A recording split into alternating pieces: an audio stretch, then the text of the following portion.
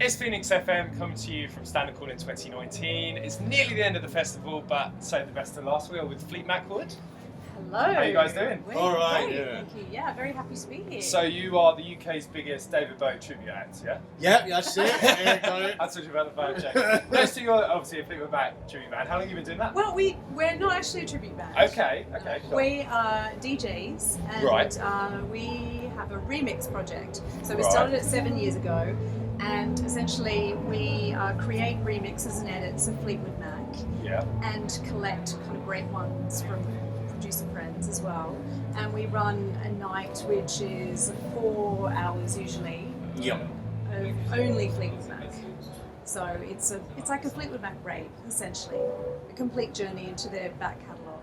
So it's not 10 versions of Dreams. Yeah. It's, sometimes we play some of the Peter Green era, and we go through to their latest stuff, but they just have so much music, so it's definitely a journey. So what got you started doing that? Why couldn't you kind of just be fans of the band? Why did you have to kind of take it further and do this project as well? What was it about it? Well, we're both DJs, and we were both running nights and putting on events, and I was throwing Fleetwood Mac into my sets quite a lot, but I just thought, hang on a second, this music's too great and it's really danceable, and actually there's kind of a bit of a secret society of Fleetwood Mac fans, and if we got them all in the same room together, that would be quite an experiment. So that's kind of where it started. Just over 7 years now we've been doing it, and we started it in a pub in London, in the basement, and just as Lisa said, as an experiment. And then we've sort of, fast forward to now, and we've taken it all over the US, Canada, Australia, starting to visit Asia, and obviously, we play a lot in Europe, and like really, great parties all over. So it's the power of the Mac just transcends, and I would say that it's very interesting doing the whole party, because they're like a super group. Yeah, and you've got all the different voices within the bands, obviously Stevie and Lindsay and Christine, and then, as Lisa said, there's the Peter Green era, which was more so embedded in the blues music, and that's a different spin on it. So when we do our parties, it's very, very much a whole journey, and like the Fleetwood Mac saga, so to speak. And I mean, tonight we're doing 3 hours, so that'll be a real, we're touching on lots of different eras there. And what's your audience like? Do you find it is like an older sort of generation, or are you still quite in touch with the younger side, it being a DJ act?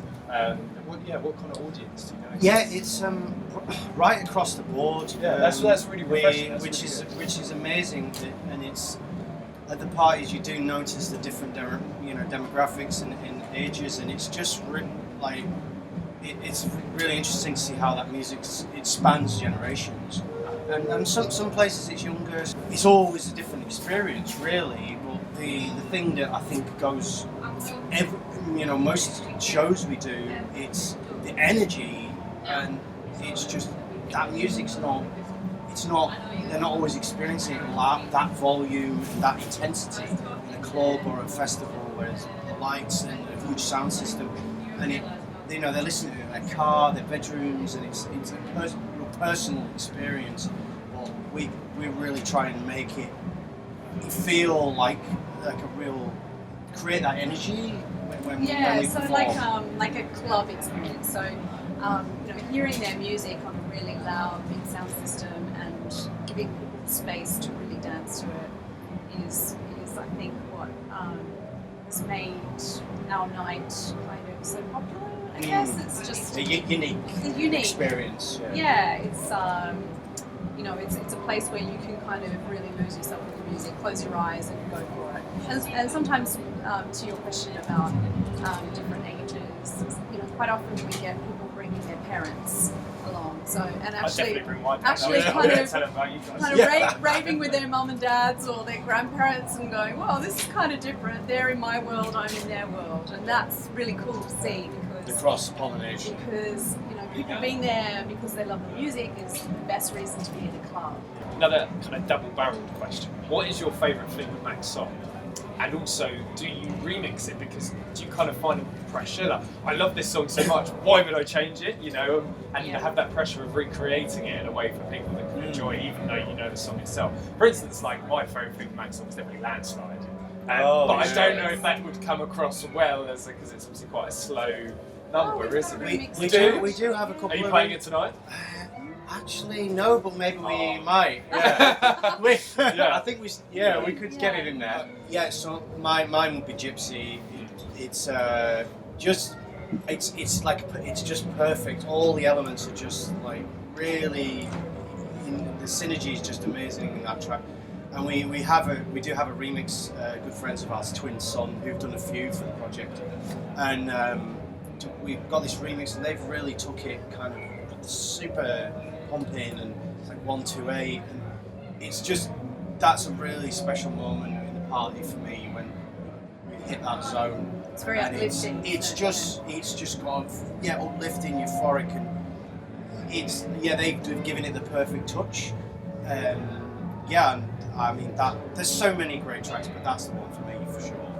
And mine would be Silver Springs, which I was very daunted by the thought of doing a remix. And a lot of our tracks are more edits because they're unofficial. Yeah. So we don't have all the parts, which often you need to do a remix. So I've done the best I've Yeah. Silver Springs. So it has.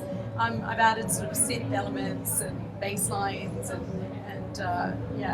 other sort of like dance music elements you would add to a remix, but I've used the original recording as well.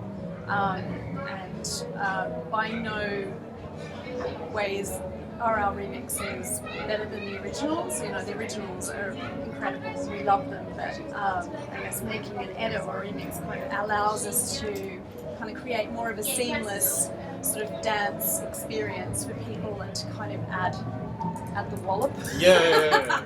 Like add a bit of bass. Yeah. You know, add some kick drums and sorry Mick, I'm using your drums. but just kind of popping it up for more of a dance hall context. Final question. I've been asking this to every single act that I've interviewed, but with you, I hope you're not going to give the obvious answer, but it's going to be an interesting answer actually. So I always ask, if a band called you up tomorrow and said, "Oi, come on tour with us for the next year," who would it be and why? Bearing in mind, it's not just musically you've got to be on the bus with these people for a whole year. You know? Are you going to say Fleetwood Mac, or would there be someone else, you know, especially because you've got the DJ element, someone like dance act? Well, I would. It would be a tie between Fleetwood Mac and the Rolling Stones. Oh, really? Yeah. Yes, but I don't. You love to open one of those shows. Yeah. Well, for me, I'd say the Chemical Brothers. Yeah. Just because I'm a super fan, and Lisa as well. And the other one, probably Kraftwerk. That would be quite interesting. Do you want to say where people can find you? We're on the Instagram, the Facebook, the Twitter. Just under Fleetmac. all over. Yeah. And SoundCloud, we have a lot of mixes on SoundCloud, and we like to kind of piece the tracks together with little snippets of interviews from the band. So it's kind of a story of their ongoing saga. And have you got any nights upcoming that people can get tickets to or come to? Yeah, we got some more festivals, and then we're going to be back in the UK in December doing some shows then. Yeah, we'll be out and about. Yeah, wicked. So sounds thank like you. busy. Yeah, honestly, it's been amazing to interview you because I didn't really know what to expect and kind of as it was. And so yeah, it's been really great. So thank you very much. Oh, pleasure. Thanks a lot. No worries. Thank you.